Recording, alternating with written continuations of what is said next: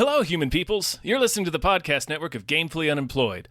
To support us and gain access to great exclusive podcasts like Fox Mulder is a Maniac, Tom and Jeff Watch Batman, Star Trek The Next Futurama, and our latest show, Spiel Boys, head over to patreon.com/gamefullyunemployed. We do game streaming, movie nights with our patrons every Friday night, and you can even commission your own podcast about anything you want. Literally anything, within reason, and we have to do it. You are quite frankly out of excuses not to go visit patreon.com/gamefullyunemployed. That's patreon.com/GAMEFULLY unemployed, which is spelled like it sounds.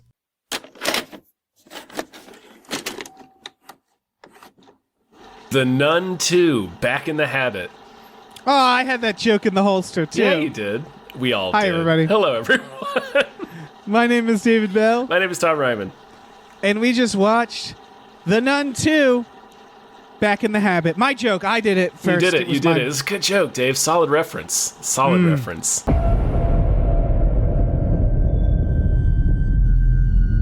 Sophie, what happened?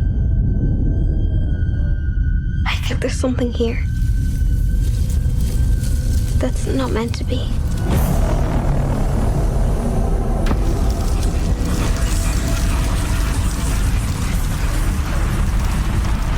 What did you see? I saw a nun. Okay. So we watched the Nun 1. I rewatched a little of it the other day, and I feel like we actually watched the Nun on a movie night not too long ago, so it was kind of fresh in my mind. That must have been a movie night I was absent for, because I don't think I've seen the first one since we watched it in the theater. When it came out 5 years ago. 5 years ago. For people who aren't aware, these are a hit. Both The Nun and Nun 2 made all the money. Oh, yeah. And The Nun was objectively a bad movie. I was rewatching it, Tom, and I was trying to ask myself, like, why does this make so much money? And why did people see that? Like, I get, like, a movie could trick everybody into seeing it, right? But then this Nun 2 made all the money in the world. And I was like, well, how does that happen, right? I don't believe that people are dumb. I think part of it's horror junkies are horror junkies, right? I mean, heck, we went and saw it. We're assholes, too. Yeah. No, I think it's the more of, like, the popcorn fun kind of crowd. Yeah, the question is, like, why do people like it? Is what I guess I can see why these movies are fun. I think they're boring, but, like, I can see why you could go to a Nun movie and have fun for most of it if you're just in the mood for a Boogans to jump out of the shadows, and it's not a bad looking Boogans. And be like, boo, every couple of scenes, then these are the movies for you. That is really what it is. So I was thinking, like, maybe it has slasher movie appeal. I think it's definitely slasher movie adjacent in terms of why they're popular, like why people find them fun.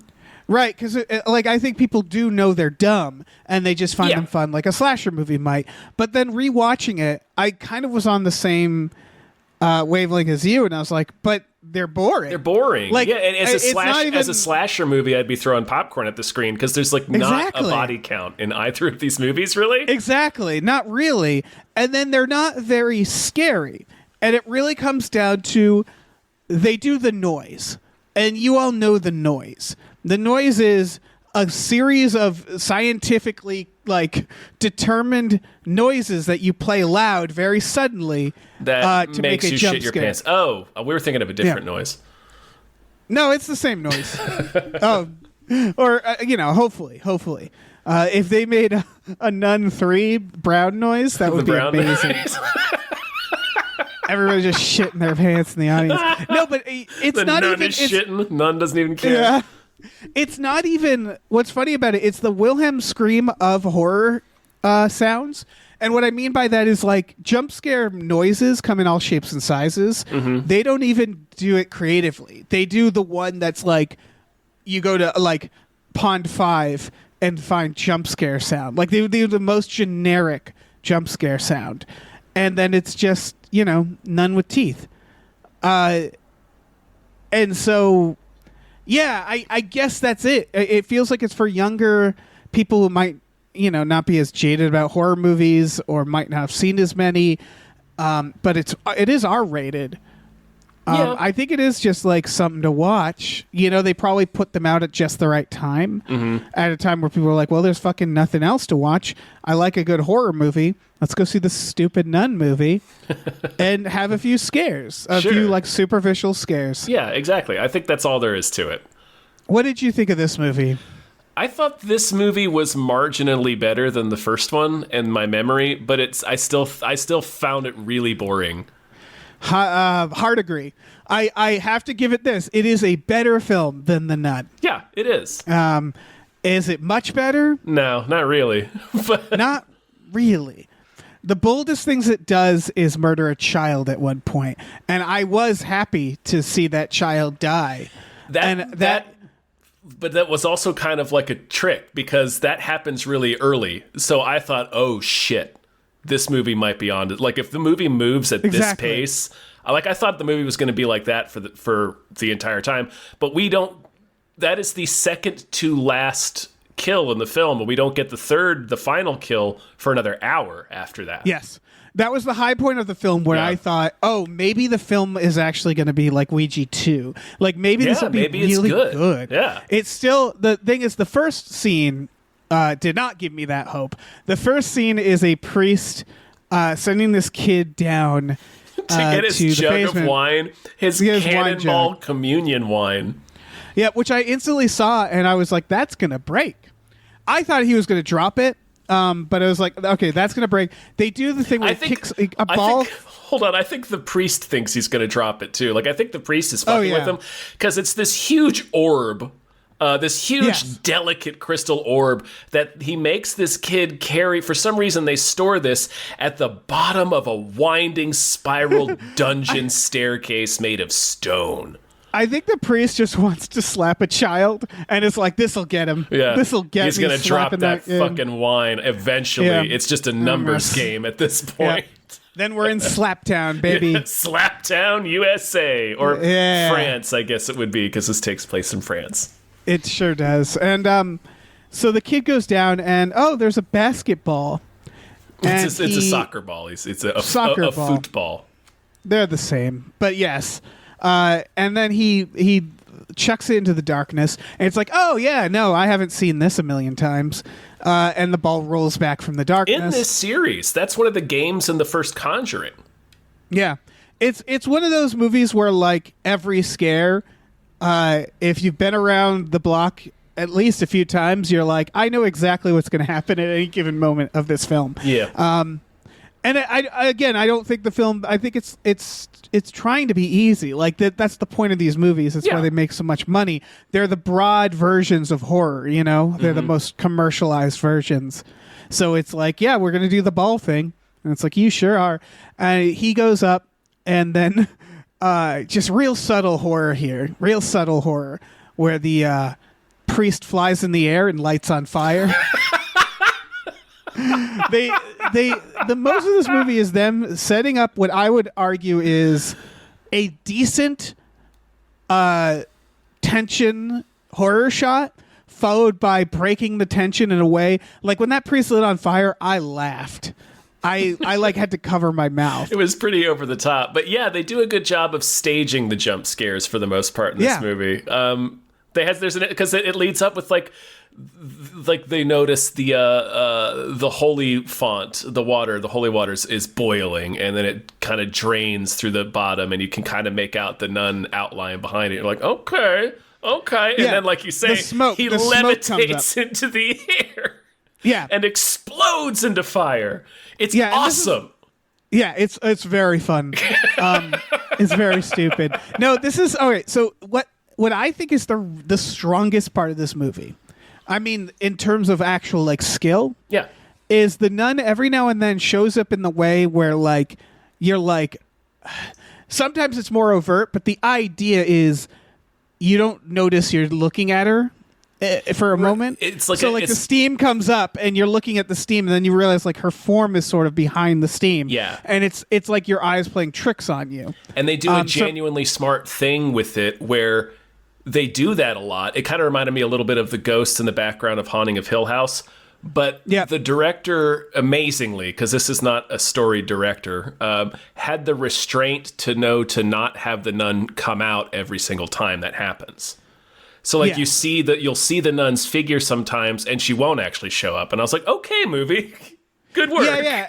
And that was really what they were best at, because every horror movie has this moment, right? And then the question is, then what? Yeah. And the problem is they didn't have an answer there. Then what is a nun goes, bah! And then they move on. Gives up. Yeah, it's so like stuff like the magazines that's in the trailer, like not a bad idea. I think they did it it was a little weird. Like it was like, why is this magazine stand there? And like it felt like there was way too many characters just running into dark alleys. That's every with scene. Full knowledge. That's every scene. That's the most frustrating thing about this movie is there'll be back-to-back scenes that are all the point of each scene is a character hears something and wanders into the dark, and they'll do that like several scenes in a row. And there's nothing wrong with doing that in a horror movie. It's just it's no kidding their only idea. So it's just you start to groan toward the end of the movie because it's like this is the 8th scene that this has happened. There are also characters who are well aware of what's happening, right? Who will suddenly just get amnesia. Right. There's a few characters who know the nun exists. And they're wandering into the dark when they hear some nun shit afoot. And this would all be fine in a very dumb, fun slasher movie. The problem is it's not dumb and fun enough. So it's the same. It's just like them setting up the same, by the end, like different variations of the same jump scare, which is like, oh, do I see something? And then I do. And then it keeps being no consequence too. Is they do a thing where the nun is haunting this boarding school that used to be a monastery because it's looking for some relic that's buried there. So it's cut between that story and the B story, which is the nun from the first movie is investigating the series of nun-related murders, and she's having visions. So she's getting haunted in her visions by the nun, which is like the magazine stand you see in the trailer, and they do a lot of the jump scare scenes are her visions, so it's like kind of their plot reason for excusing why nothing happens to her. Like the magazine thing happens to her and she's fine. Yeah, it's exposition scares. Right, so like the nun... Sometimes not. The nun keeps not killing her because, the nun's not really here. She's having visions. But then also, like, the nun is scaring this one little girl in the boarding school, but also keeps not killing her. Yeah, so I have a question. Yeah. What is the nun? I know she's a demon. They make a wild offer in this movie as to what the nun is. Was she that saint? Is that the idea? No. They suggest boldly. This is they do the thing we always talk about of being a mistake for a sequel like this, where they go hard in on the lore. So they start spinning up a whole bunch of Bible lore about this demon. They suggest to us after giving this thing. The nun is a fallen angel. Sorry. They say it's a fallen angel after. This thing already has like a pretty dense backstory from The Conjuring 2 and the first Nun movie. They say its name in the first Conjuring 2. Do. Its name is like Viagra or something. It's a V. You're right. Yeah. It's like it's. Did they say it's a fallen angel in that movie? And I just didn't remember. Know. Anyway, so they suggest it's a fallen angel. That's wild. Yeah, and then this nun is apparently like the descendant of this saint of She's blindness. Right. This Taissa Farmiga is Saint Lucy, I think, who had visions, and they cut her eyes out and burned her. And her eyes are the relic they have to find to defeat the nun. These are superhero films, and that's part of the problem. Yeah, like this ends in a CGI battle, and it's like I don't know who needs to be told this. I don't know how you can get this information to them. That's not scary. Like a big CGI battle is never scary, and I don't know how to get that message to them because they keep doing it. There's nothing scary about a superhero CGI battle, which this essentially is at the end. Yeah. She starts whipping them with chains and shit like Ghost Rider. Yeah, exactly. It's awesome. It's not scary. Yeah. Yeah, it's a lot of fun, again. And maybe they know that, But Yeah. I guess my question was also, what is... All right, so she's... First of all, in the first movie, she's just like hanging out, isn't she? She's at the... I forget. There's like a portal church. to hell underneath the church. They give us a bit of a crash reminder. She's haunting. Of course. The thing is, like, I don't know what... Like, Pennywise the Clown, right? Whenever you see... Like, whenever, like, Paul Bunyan comes alive or whatever, that's Pennywise. You know that Pennywise is physically there, right? Mm-hmm. And he's doing that because he is a creature that can take the form of your fears. Like, as weird and abstract Pennywise is, there are still rules to him. Like, he is a physical entity. You know about things like the deadlights. You know how those function, right? Yes. Freddy Krueger, like it's dream rules, so he's kind of godlike, etc. I don't know what the rules of the nun is. She seems to be able to depending on the scene. Yeah. Yes, she seems to be able to conjure people, various like fears of people that can like physically assault. But like she seems to be so powerful that she can do whatever except get this relic at this school. That she is now like she's living in the handyman, and I was like, does she need to do that? Like in the first film, she wasn't doing that. No, she wasn't living in anybody. Yeah, right. And it's like, okay, so she's living in them. They're at the school. Why is she just like waiting around?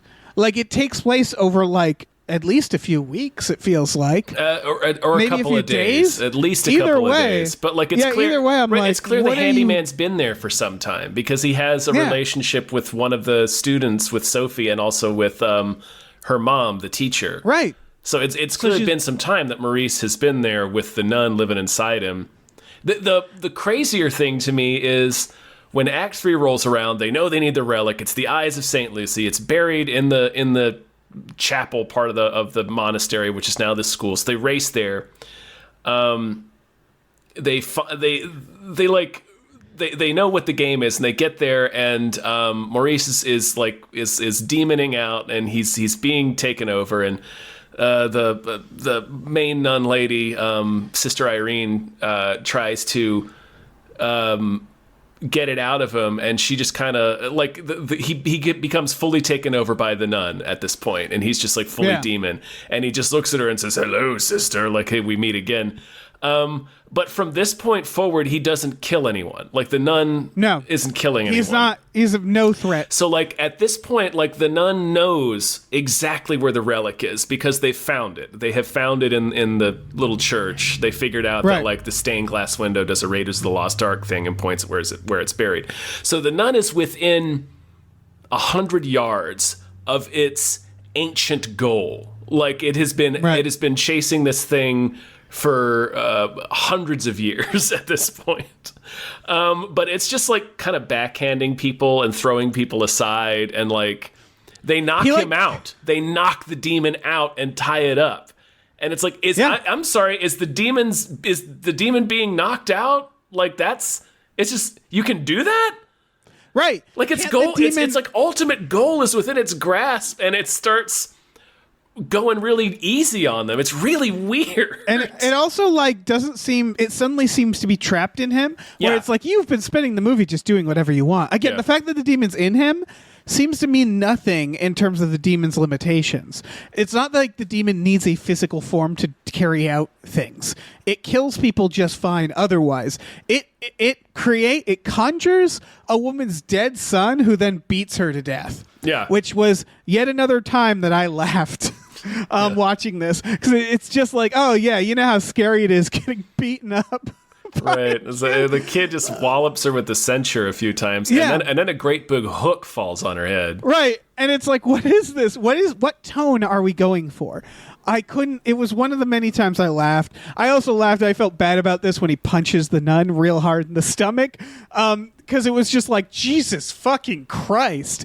Like, he just gut punches her into the wall. Oh, and I was yeah. like, she's done, right? And then she gets up, and I'm like, God damn. They did at least for like one beat there, because her friend, Debbie, I think, Storm Reed, runs up and is like, "Are you all right?" And she's on the ground, and she's like, "Go get it!" Like, she's like, they knew enough to make her have the wind knocked out of her. Yeah. So she's just on the floor, like at the end of the oh movie, shit, hold on, give me a second.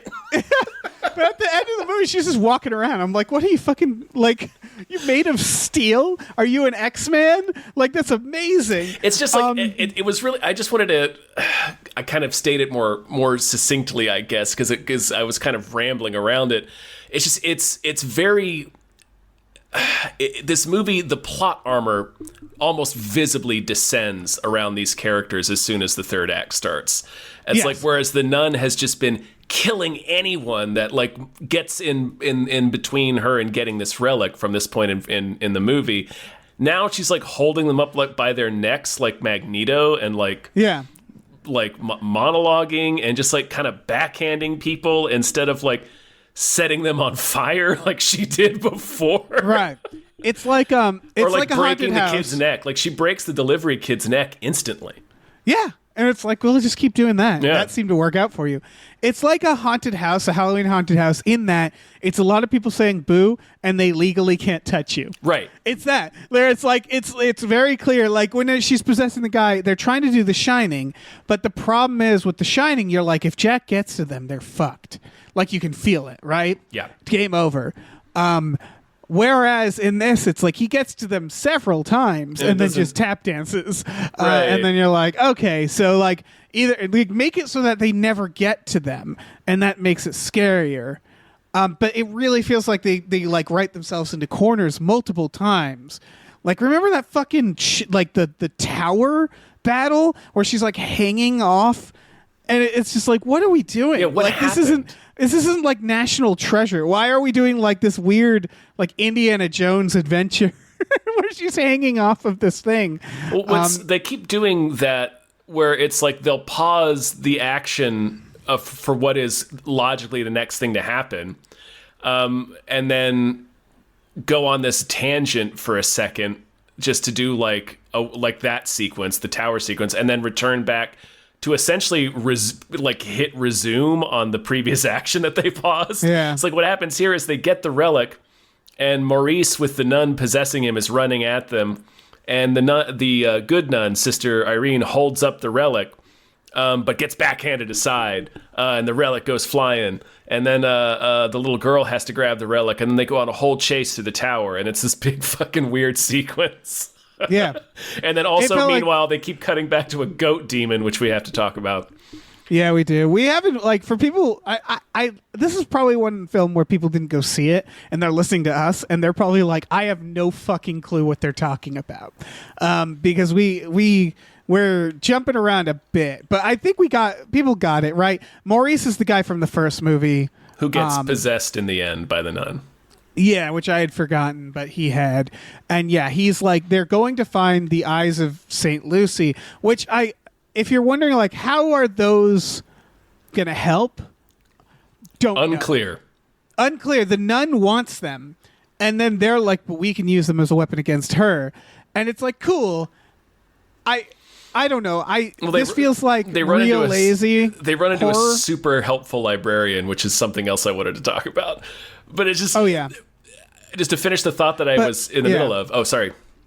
No. You go, and then I'll talk about the eyes. So she had holding the relic up, backhands out of the way. They do a big goofy tower chase. The bell falls. They do Indiana Jones hanging from a scaffold.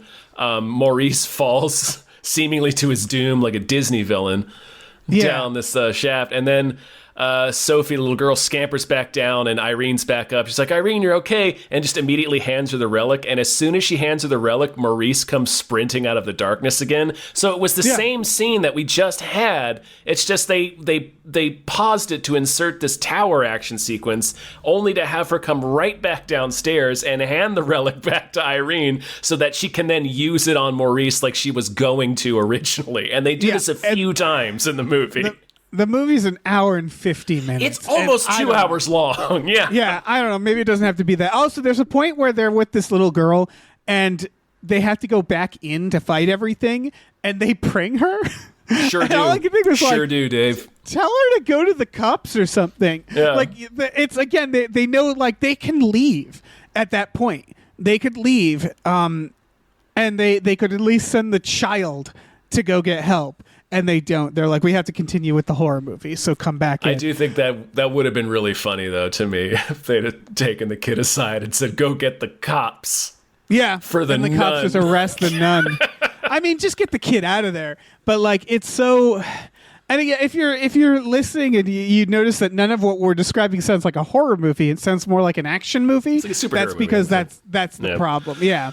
So in The Omen, Yep. they have to solve the whole Damien sitch, and Gregory Peck or Liev Schreiber is told, like, here are these ancient knives. Here's some lore about them. You gotta stab the shit out of the kid with them. So many times, really, Right. really too many. For being So, like, honest. I don't know everything about those knives, but I do know why he has them and what he has to do with them. The eyes, not so much. The eyes are just two eyes. And I was like, so what do you pop them in your head? Do you eat them? You swallow them like pills? What do you do with the eyes? And they never really explain it. They just sort of glow in the case. Do the eyes ever do They do. anything? When Maurice is about to catch the little girl, she clutches him to her chest and screams, and they Right. glow, and a shockwave comes out. They never return to that either. They don't let us know why Sophie was able to get the eyes to work. We don't know what the eyes did. That's just like a D&D amulet. Yeah. Like, that's just all it is. It's like this magical. And they couldn't think of it. That's like a bad DM D&D amulet, Right. because it's like you couldn't even think of a power for this amulet to have. It's just like just repel enemies. explode, close, and then a big blast happens, and that's why the tower collapses. Is because the relic Right. did that force blast. That's all it did. At the far end, as I can so tell. they don't. Yeah, spoilers. They don't kill the nun with the relic. Nope. The MacGuffin, the whole movie. They do it by doing a very sweaty setup and payoff, where there's this other nun who was Yeah. forced into being a nun, and she was probably the most likable character. I enjoyed her. Yeah, they were kind of fine. wanted. Yeah, and her whole thing is just like, I don't really have much faith. And they do when the priest says this is the blood of Christ when he gives us wine, he's just saying that, and it's like, oh, well, our faith makes it the blood, and it's like, cool, whatever. And then at the end, they're in a basement that used to be for monks, and it's filled with wine. And guess what they do? They bless the wine and make it the blood of Christ. And the blood of Christ, if you remember in the first movie, killed the nun. So they kill the nun the exact same way. And then they're like, it's all done. And it's like, really? Because last time you did this, it wasn't. Remember? Like, that's that's the silly part, right? Is like, it's like you shoot the bad guy, and then they're like, oh, it turns out bullets don't kill them. And then in the movie ends, they shoot the bad guy again and go, we definitely got him this time. Got him this time. Bury him Yeah. deep. They kill the nun with the exact same blood of Christ trick, which And is as you wild to know- me that the movie couldn't think of a different way to kill the nun. They introduce a MacGuffin, and they don't use it. They instead just use the same thing from the first movie. That's fucking weird. Yeah. And as you recall from the Bible, the blood of Christ, when it touches you, it melts you like the lead gremlin from Gremlins. Yes, of course. Yes, that's in the Bible. Yeah, it's in the Bible. But sorry, that's just hitting me now that they used the exact same way to dispatch. I didn't remember that. That's wild. It's a holy hand grenade in the first one. It's like this thing with the blood of Christ in it, this vial or this and that's at the end. That's what they're using to kill. The Nun? She spits it in her. I believe does she spit it in her face? No, I that's know there's Demon Knight. That's Demon Knight. You're right. That's Demon Knight. You can see how I'm confused. Yeah, sure. I know that at the end they say it in this movie. They tell the story and they say that the blood of Christ. So that's just kind of wild to me that they were like, how do we kill the nun this time? I don't know. Let's just do the same thing. And that's despite the fact that they introduce a MacGuffin specifically designed to kill the nun. and they don't use it, it seems.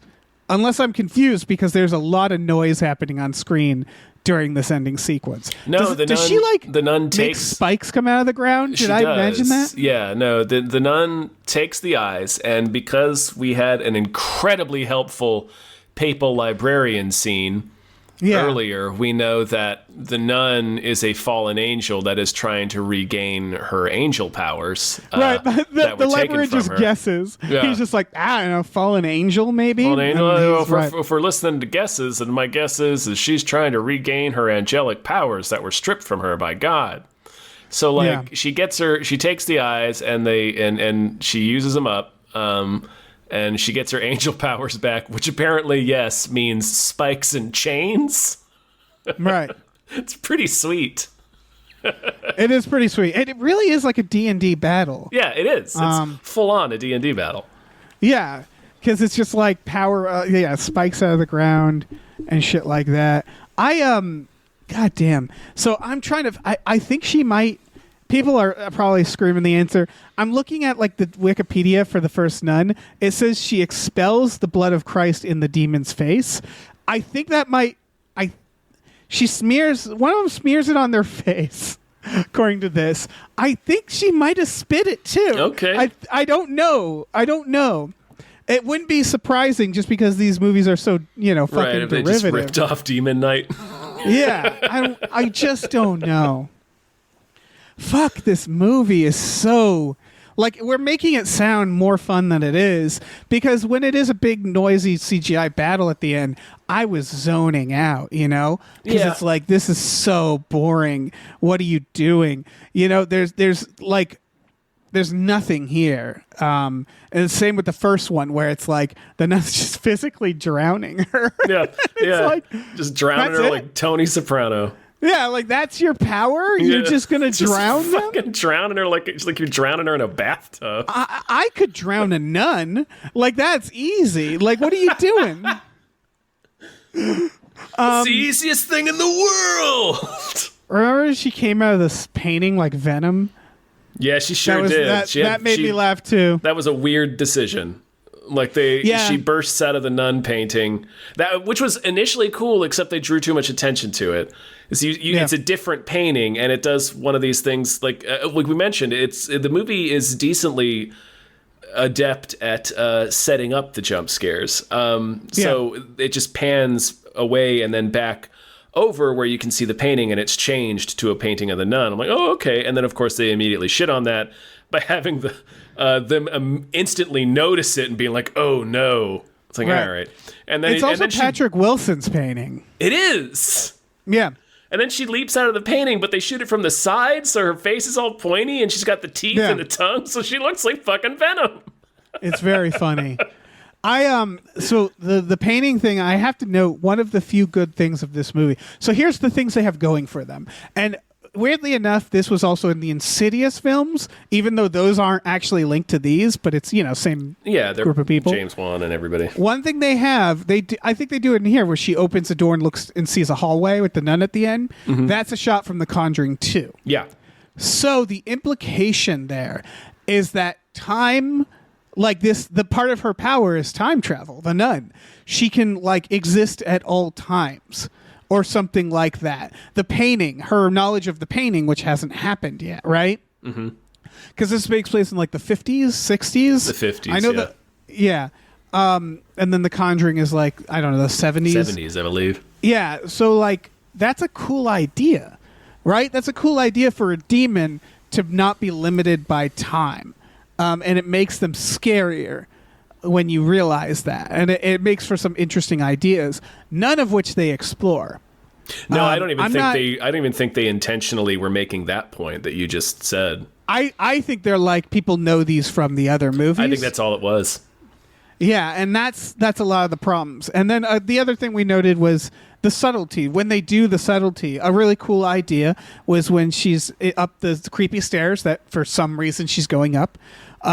And the nun corners her, and then someone opens the door and the light shines, and the nun is basically becomes a pattern on the wall. It's just a rot in the plaster. Yeah. Yeah. Cool idea. Really cool idea. not well implemented here. But like these are all like, you know, there's a lot of little neat ideas. I liked the initial idea of, so we talk about Goatman.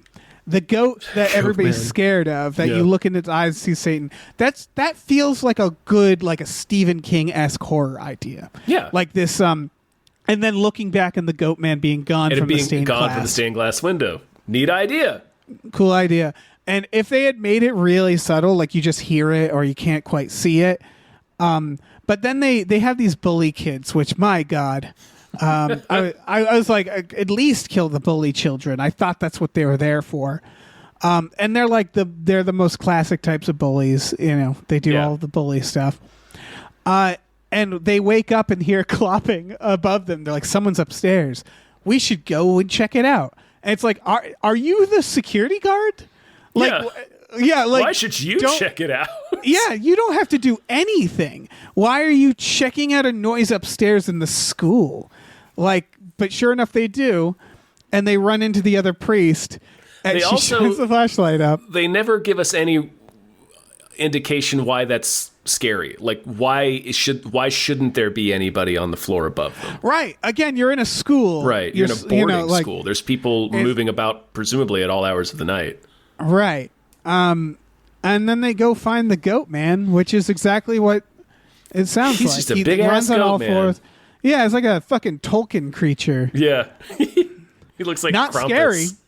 Yeah, he's not scary. I'll say the shots where you can't really see him because it's just a dark hallway. You can kind of see an outline here and there. That was cool, yeah. And you're hearing the sound of him hauling ass and getting closer and closer. That's not bad. That's not bad. But then you see him and you're like... Then you see him and it's a goat man. And it has nothing to do with the nun. No. It just has nothing. It's like... So are we to understand that while ultimate angel power, reclaiming her angel power is within her grasp, she's also conjuring a goat man to chase these kids around? Who are in another part of the school. They have nothing to do with her plan. They're in a separate building. Because, she is definitely conjuring the goat man. Unless the goat man's an entirely different movie with different lore that they didn't mention. They are 100% doing that. Like, the nun was a soft pitch character in Conjuring 2. Like, they are... Goat man is going to be the next... The crooked man they're trying to do. Which they don't like... It's not how you make horror movies. I'm sorry. It just isn't. Again, it's not... If you're borrowing from superhero movies to make your horror movies, you're probably not doing it correctly. And like these like spin-offs, like these Annabelles, it's just like, I don't know. Although the last Annabelle was decent. The one where it's at the house, Annabelle Comes Home, I think. Oh, yeah. But they're all so obvious, you know? Like, that's the other thing about all of these is like... The Conjuring universe is one of the most obvious universes. What I mean by that is like... Going back to Pennywise, at least the version in the TV movie, and this is what I liked about him. You could look at the Tim Curry version and go like, yeah, that could be a party clown. You know, like obviously I can't see him that way, but like he doesn't look. He looks when he's in the clown form. He just looks like a clown. He just looks like a clown. Yeah, it's his performance that's scary. Right, and Chucky, which isn't very scary, but Chucky, it's like, yeah, that's a doll. You know. Then you see Annabelle and you're like, would you believe that's a haunted doll? And it's like, yeah. Yes, it would. I would. Because you made it look like a haunted doll. Would you imagine this nun is actually scary? And it's like, yeah. Because you gave her fucking teeth and glowing eyes. Like the most like obvious way to make something scary. Yeah, Pennywise in the new It. It's like, would you believe this is an evil clown? Yeah. Yeah, I would. Obviously, they're going for a different thing in the new It. That's like true. The whole point is that it's like he's not pulling it off very well. But true. It still is like it's something I don't prefer with horror movies, right? Where it's like The Omen is another good example. Damien in the original, he's a little off, but he's still kind of just a kid. He's unsettling in a not obvious way. He's unsettling because he behaves like a feral cat.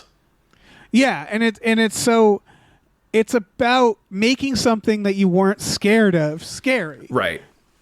I think we've mentioned it before talking about this subject, but like the actual real life Annabelle that the movies are based on is a Raggedy Andy doll. Like it's the least scary doll ever.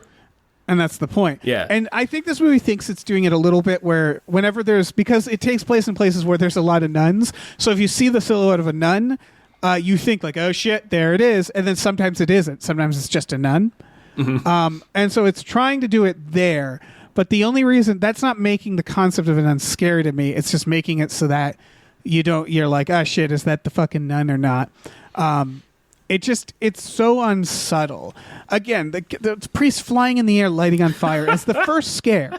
Another thing I want to note is at no point in any of these movies was the nun, and this is a problem with a lot of the Conjuring stuff. After the first Conjuring is pretty good, but the second Conjuring, as they try to spin it into a cinematic universe, you see everything. Like the first time the nun, if you go back and watch the first Nun movie, the first thing they show you is like just here's the nun in light in the hallway. They do the hallway shot, and then they like show the nun fairly close up, and you're like, yep, that's the monster. Thanks for showing it to me right away. Now let's get into the horror movie. Thanks for breaking all that tension. Like that's the other thing. They don't try to hide the nun in any way. You just like, yep, there's the nun. There it is in this like well lit room. Okay. Thanks for making that not scary for me. Like everything around this movie seems to be so unsubtle that it's designed to purposefully not be scary. It's scary in the way, yeah, it's scary in the way that dangling your fingers above a mousetrap is. Like you're just waiting for it to snap. Yeah, exactly. Because you know it's going to happen. It is. Yeah. And you're like, it's still, make the noise, make the fucking noise. It's still fun in a way because, as we were saying, the movie is good enough at setting up the jump scare that there's like I can see how you could have fun watching it, but it's like, man, it's the same trick every time, and it's like we said, there's so many scenes that are just the exact repeat of the scene we just watched. There's a lot of like pausing the scene to do a tangent and then just kind of resuming it from exactly where you left off. Like there's also, when she gets her first vision, when Sister Irene gets her first vision, like it starts with her asleep in her bed, and then it's one of the times where they do the nun silhouette, but it's not the nun. It's just another nun at her monastery, just like you have a visitor. And she goes downstairs, and it's Maurice, and he's like, help me, and he turns into a demon. Then she wakes up, Sister like, Irene, you have a visitor. And they walk downstairs and she has a new visitor and we have the scene. I guess you could take that as being, she's supposed to have visions. So this is like her psychic premonition that she was going to have a vision the following day that was going to send her to help Maurice. But like, it doesn't take away from the fact that you did the same thing twice in a row. Like you had two scenes in a row that have the exact same setup. Is Irene's in bed and somebody comes in and says, Irene, you have a visitor. Right. Again, it feels like... And the movie does it so many other times when it's not a vision. Yes. It's wild because I know this one was written by people who have written good horror movies. Yeah. And so my only guess is that they're like, listen, we'll dump so much money on you. I really think it's a stopwatch thing, right? Like we have to have a scare every X pages. Yeah, I think so. I think it's like producer stuff. Yeah, and like they didn't write one of those how the kinds things were of horror done, movies. Yeah. So yeah, it's like it's just so fucking lazy. I don't know. In some ways it is. Yeah, they do try in some other aspects of this film, but yeah, boy. There's also, we talked about plot armor, which you'd think is the last thing a horror movie would want, and it's wild how that is, because the other thing that a lot of horror movies do that I think is a good thing is horror is also supposed to be like, even a slasher can have psychological aspects in it, right? Like, weird example, Scream 2, spoilers, Randy dies, right? That is an unexpected thing to happen abruptly and early. Movie. Yeah, and that's upsetting because we liked that character, etc. Yeah. So, like Maurice in this film, I was convinced they were at least going to kill him because that's what you present, right? He's possessed. You create a situation where it's like we can't do anything to unpossess him. He just has to die. Well, here's the thing. That's a horror problem, right? And it's upsetting. Even it's baseline upsetting, and even that it's just like it's again superhero version where it's like no, everybody has to live, even the bullies live, and it's just like so what are we doing? Like what is you this? can't even you can't even present. Like again, this isn't an action movie; it's a horror movie. Give me some horror. Give me something to chew on that's horrific. Like, you killed a kid. We didn't know the kid. They introduced the kid just to kill him. We don't know any of the people that die. Yeah, and it's like, all right. I mean, and have Maurice kill the kid. Have him do unforgivable shit, so that at the end, even if he lives, he could say like, "I remember it all." Like I remember committing the murders. They're all just like smiling at the end, like we did it, and it's like fuck you. And it's just like it's just like an X-Men movie being over. Yeah, here's something I was confused about. At the end of the first Nun, do we not see the Warrens showing footage of Maurice being exorcised? I have no fucking clue. Like I swear that's how that movie ended. I should have revisited it before that. So I was confused about Maurice's fate at the end here because like does that mean the nun's gonna hop back in him or is still in him? I mean I might be misremembering it, but I thought that's what it had been. But Maurice gets cured, so I guess not. Maybe I just remembered that wrong. Yeah, and that's the other thing. Yeah. We know the nun survives because she's in The Conjuring too. She sure is, yeah. And then in that I guess she's they like just killed. couldn't keep her in hell for long enough. Yeah, I don't know. Also, side note, give the actress merchandise profits. Warner Brothers. Oh, you're making a lot of money off her face, yeah. Yeah. Sorry, she's suing them, the nun. She and is? like as much as I don't like these movies, but like, pay her for her work. They're making a lot of money off of her face. Yeah. Yeah, off her nun face. Yeah, she should at least get whatever deal Robert Englund had. Exactly. And she's going to be playing the nun for the next 30 years, I guarantee it. I mean, if not her, they'll have digitally scanned her face by now. Yeah, exactly. So it's like, that's her fucking face. Like, yeah. Good, sue them. Fucking exhausting. Yeah, I tried to think of this movie like a Jason movie or a Freddy movie, and I still couldn't appreciate it on that level. She needs to be stacking up them bodies then, if that's how it they needs want to be me. better. Yeah, it needs to be more fun. Yeah. The fun I have from this movie is like laughing at it, and not in the way you laugh at a cheesy horror movie, laughing at it as like this piece of corporate bullshit, like where it's like, this is so toothless. It's and very corporate. toothless, yeah. Yeah, it's not the right kind of laughing at it. I wouldn't have seen this movie if we obviously were like, well, we covered the first one, it'd be fun to do the Nun II so people could listen to our seething hate for this fucking movie. But like otherwise, this is that Mad Men meme. Like I don't think about you at all. Like the Nun, I could happily live in a world where I don't have to watch any more of these. They're just so. I get nothing. Nothing. They're really pretty barren. Yeah. I'll forget this movie tomorrow. Oh yeah.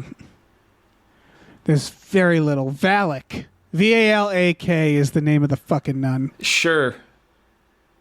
Yeah. That's a stupid name. It's a stupid name, yeah. Give it a yeah, cooler, it sounds like the it sounds nun like is insurance. Cooler than that. Phallic. Yeah. It sounds like health insurance.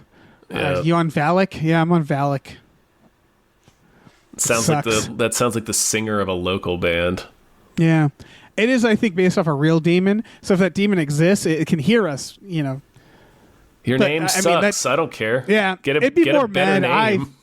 I feel like it'd be more mad at like the people making these movies to be like, that's not what I'm like. I kill all the kids. Yeah. Not just the one. Especially after the nun kills a whole monastery of nuns in the first movie. Yeah, that was pretty fun. So what's it doing for months here? I just don't know. I don't know why. I don't know. It's the Slender Men of it all, where they're working backwards, right? They have cool ideas for scares or quote unquote cool ideas, and then they're just like, we have to cram all these in. Like you said, it's like you need a scare every 15 minutes. It doesn't matter if it's weird. There's no such thing as subtlety. There's no slow burn here. It's just jumping out and saying boo, and like literally enough all it people is. like it that they throw $30 million at it. They know they'll make back enough money every time, and that's that. It's just a fucking game there. It's the first one was made for $22 million. It made $360 million. This one was made for a little more, like almost $40 million. It's already made $80 million. So they know it's I don't know. It's might as well be AI at this point, Like this is the shit. This is the stuff where executives look at it and go like, "Why aren't we just having robots write this?" And it's like, "Yeah, because this is like, bad." Because it's bad, and you're just like, making like 4 screenwriters cobble this together. These poor fucking bastards. Yeah, I don't know, man. It's sure. It's bleak. It's bleak. But you could argue it subsidizes like better films, better horror, because it keeps horror alive, right? It makes like movies like The Nun make it so that movies, other horror movies, like It Follows, good movies can have a shot. Yeah. Yeah, because they're like, hell, horror, this is what horror does. Everybody goes out and sees it. That's how it goes, for better or for worse. Everybody sees horror, and that's what we love about horror. And so we have to accept the worst of it, right? Yeah, like, sure. So everybody go see The Nun II. I guess. I mean, it's I see how you can have fun with it. I didn't, but I didn't. I'm an old fart. Or don't see The Nun II. Go see The Nun when they pay people correctly. Yes, yeah, or something. Yeah. When they give the nun actress her cool nun money. Her nun money. Give her for nun merchandising, for all the nun action figures. I mean, they're plastering her fucking face all over this franchise, man. They are selling this franchise on the way that this character looks. That is 100%. There are the nun action figures. I just looked it up. Oh yeah, I'm not surprised. She doesn't have like a flamethrower or something. Like I want her like chain powers or something. Yeah, they should have she'd have like the turtle van. She should have vehicles. The nun should have vehicles. Oh my god, she should. Let's get a nun Sunday morning cartoon. Yeah, Sunday. Where she she solves crimes. Mm-hmm. Or something. With chains and spikes. She hangs out with Beetlejuice. Yeah, hell yeah. This is great. This is a great idea. Yeah. I got nothing else to say about this movie. Nope. All right. Nope. All right. Mm-mm. Well, thanks for listening, everybody. Yeah, thank you. We have a Patreon. Patreon.com/gamefullyunemployed. Go on that. If you just give $5 a month, you get access to all of our podcasts. Tom and Jeff Watch Batman, Fox Mulder's Maniac, Star Trek The Next Futurama, Spiel Boys. Every Friday night we watch movies with our patrons. We watched The Nun. And like I part of me is like, oh, we won't watch The Nun II. I mean, we watched both of The Boys. Remember The Boy 1 and 2? Yes, I do, and we did. Yeah. Whew. Why did we do that? Whew. I think none of us had seen it. Those so are it was some like, motion. I tell you why we did it, because we read the synopsis. I was like, well, shit. Yeah. We gotta watch this. Yeah. Point is that we might watch The Nun II. We are almost certainly going to watch The Nun II at some point. This is exactly the kind of shit we watch. It'll take like 5 years. We'll forget the movie. Right. And then we'll go, it won't take that long for us to forget the movie, but it will probably be a few years. Yeah, and then we'll stick it on and remember why we didn't like it. Yep. So shockingly reminded of the Goat Man. Oh, right. The Goat Man was in this movie. Can't wait for that action figure. Sweet. I can't wait for that spinoff, which is definitely going to happen. We also have a store. Head over to GameFullyUnemployed.com where you can find a link to our Teespring store where we have all kinds of cool original artwork and designs. You can get on t-shirts, mugs, stickers, posters, all sorts of things. So slap your little blazing red goat peepers onto that. Do it. Do it. And, stay nun. Mm-hmm. Stay hydrated. Stay nun. Those clothes look hot. Look heavy. Yeah, it's got a lot of layers to be a nun. Nun looks very uncomfortable. Yeah, it doesn't look like those. Yeah, seems like it'd be a pain. Yeah, right. I mean, you could do stuff under there. You're like you're wearing a little house. Like that's true. There's a lot of room for snacks. She should turtle into there. You know what I mean? Like go poop. And she gets frightened. Yeah, you could. You could smuggle all kinds of stuff. Yeah. Be a nun. Everybody, let's be nuns. Be none, yeah.